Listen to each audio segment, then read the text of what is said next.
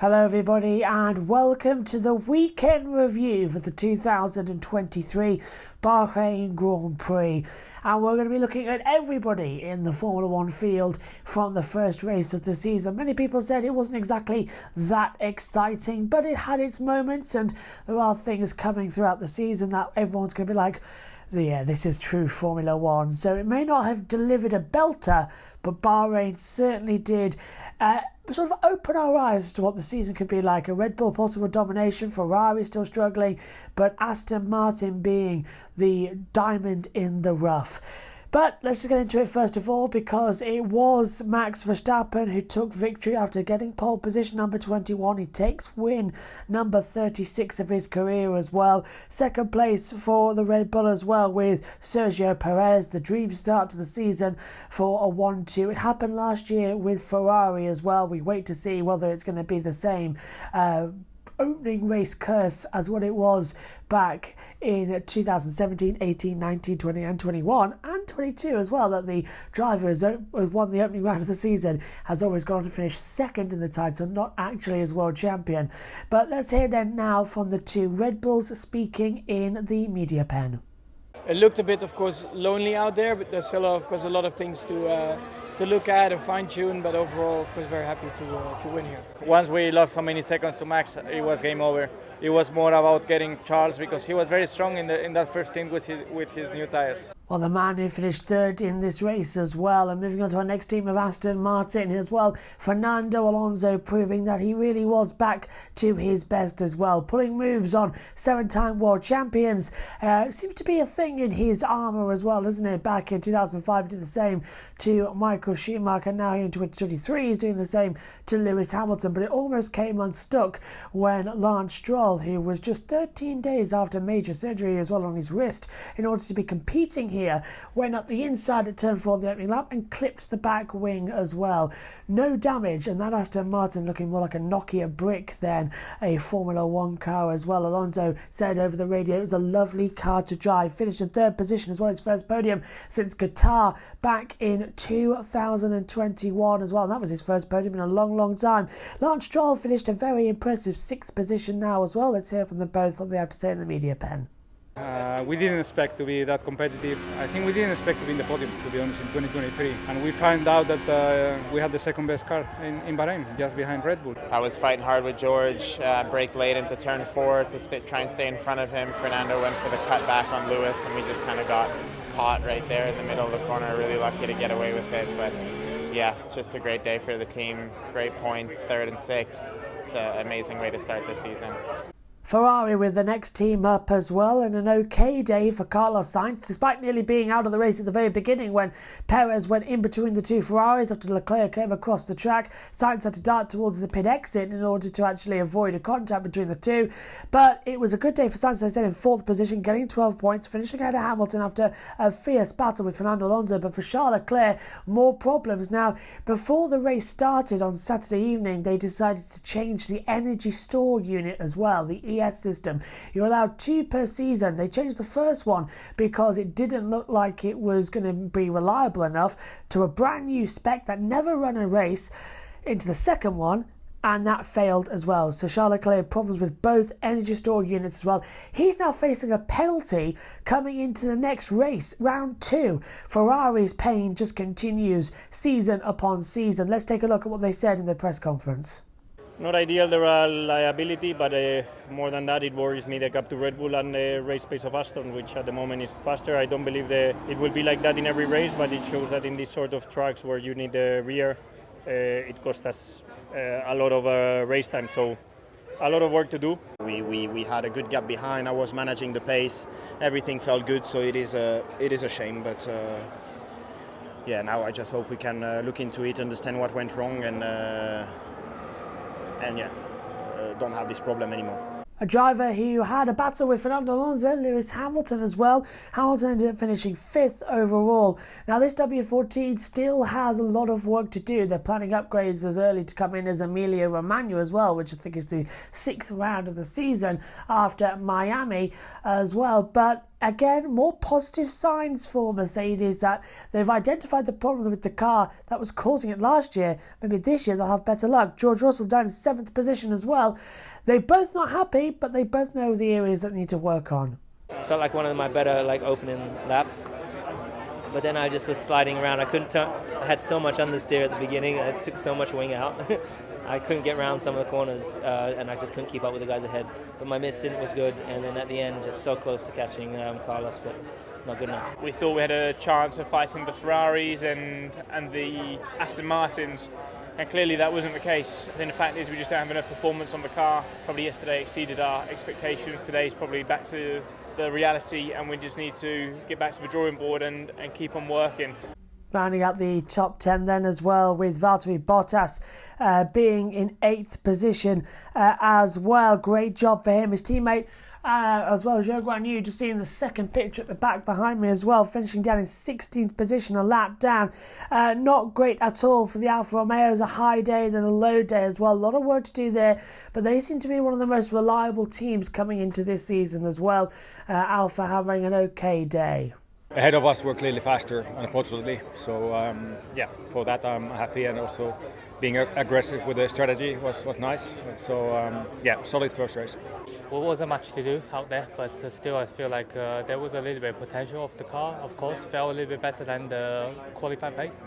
Man who's impressed me a lot as well, Pierre Gasly, started 20th in the race, managed to fight his way up into 9th position for Alpine as well. Thumbs up job there. His teammate, however, Esteban Ocon, didn't have the greatest day. Now, Ocon was outside of his grid slot as well, but when the race started, so that gave him a 5-second time penalty.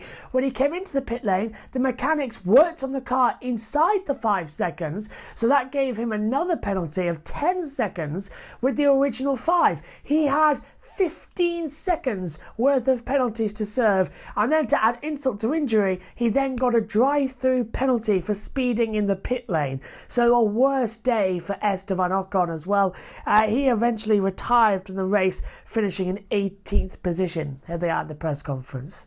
I must say I'm extremely pleased to finish that first race for Alpine in the points, especially starting from where we were. Yesterday was a off day and things didn't come together, but I was confident in our race car, and really positive race. It was not our day today.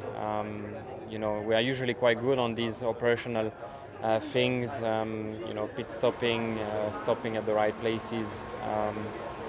And these are things that we put a lot of effort on. So, I think everything went wrong today, for sure. Williams now having a great day. Points in race 1. That's exactly what Alexander Albon can do. Blondes have more fun, he says, and they certainly did. Back up then into P10, rounding out the top 10 positions. His teammate Logan Sargent had a fantastic debut. Started 16th, finished the race in 12th position. America can be proud about Logan Sargent. If you told me we would finish in the points coming into this weekend, I would have, I don't know what I would have done to you, but it was pretty special. Logan was very quick as well. We were both up there, we were fighting, I think, a bit of a shock. Considering it's my first race, I'm pretty happy with it. I achieved everything I wanted to today. I had a clean start, a good first lap, and from there just settled in and did my best to maintain a good pace and make a few good overtakes. Worked on my pit stops, and everything went smoothly. So I think it was an awesome first day in the office, and I'm really looking forward to Saudi. Last little segment we'll stay on with Yuki Tsunoda as well. There was a point to that because Tsunoda finished 11th, just outside the points in these battles. He was battling with his teammate Nick De Vries throughout the race as well. De Vries finishing 14th in his first race for AlphaTauri. Work to be done there as well, and a disappointing day for Nick as well, a Dutch Formula E world champion of course. Considering that we made a step definitely qualifying and the race as well, but we just need more performance from the car. I think after the first couple of days in the weekend, it was a kind of good comeback, as in not only in terms of positions, because obviously there were some retirements, but just in terms of performance, I felt like our race pace was decent. Okay, let's round out some of the drivers then from the overall results. Going down to Haas then, miserable weekend for them in many respects as well. Hulkenberg started strong in qualifying, dropped back to 15th position as well. Kevin Magnussen didn't even make it out of Q1. He finishes in 13th position. Don't everything smash my door, said Gunther Steiner as well when Magnussen came back. Wonder how he's going to handle Hulkenberg. Let's see what the two drivers had to say. We learned a lot. I think we on our side of the garage, we had a bad qualifying. We made some mistakes there on the setup, and I think we did some damage control in the race in terms of just getting more out of the race pace than we thought we had, and that's one step at least. So we need to take some more steps, of course, but that's okay. I think I had quite some stuff missing from the front wing and lost a lot of load with that and grip, of course, and then made the first half of the race very, very tough. You know, we tried to hang in there, but I was just going through my tyres like a hot knife through butter. So. Okay, let's round up with McLaren, who had one of the worst weekends in their Formula 1 history as well. They already came into the season with a bad car as well, but Oscar Piastri retiring from the race and Lando Norris complaining all the way throughout, making 5 pit stops as well. It was a terrible race. Lando finishing 17th, 2 laps down. Piastri last overall. This is what the drivers had to say. We had too many issues. We had an issue we had to manage the whole race, which is the reason we had to keep coming into the pits every few laps. So otherwise, felt okay. So that's it. Yeah, it was an electrical issue with the car. We're not 100% sure yet, but unfortunately it was terminal. So, yep, short debut, but it was still nice to get back out there, do a first lap, and be in a racing environment again. I think we were having a pretty reasonable race up until that point. So, yeah, a shame, but it was nice to do the laps that I did anyway. So Max Verstappen wins the opening race of the season with Sergio Perez in second. Fernando Alonso is third, Carlos Sainz fourth, Lewis Hamilton rounds out the top 5. Lance Stroll 6th, George Russell is 7th, Valtteri Bottas 8th, Pierre Gasly 9th and Alexander Albon rounds out the top 10. Yuki Tsunoda on the second half is 11th with Logan Sargent in 12th on debut. Kevin Magnussen 13th, Nick De Vries is 14th, Nico Hulkenberg 15th, Zhou Guanyu 16th, Lando Norris the last of the official finishers 2 laps down in 17th, and not finishing at all, Esteban Ocon, Charles Leclerc and Oscar Piastri.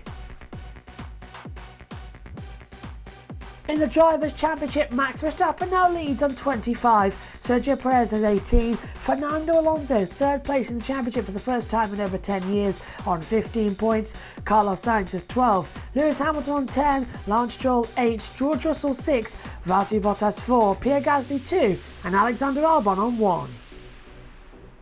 In the Constructors' Championship, Red Bull have a 20-point lead over Aston Martin, 43 points to Aston Martin's 23. Mercedes in third on 16 are 4 clear of Ferrari on 12, who are in turn 8 clear of Alfa Romeo in 5th, who's on 4. Alpine have 2 points with Williams on 1, and 7th, and AlphaTauri, Haas and McLaren have 0. Well, it's Max Verstappen who has to be feared coming into the season. A strong start to his domination as well. Red Bull 1-2 here in Bahrain, but will it stay that way? Whoever's gone on to win the first race of the season never has won the title since Rosberg did it in 2016. Is that something that the mighty Max Verstappen can overcome? Time will tell. Round 2 is in 2 weeks' time in Saudi Arabia. Join us there. Bye for now.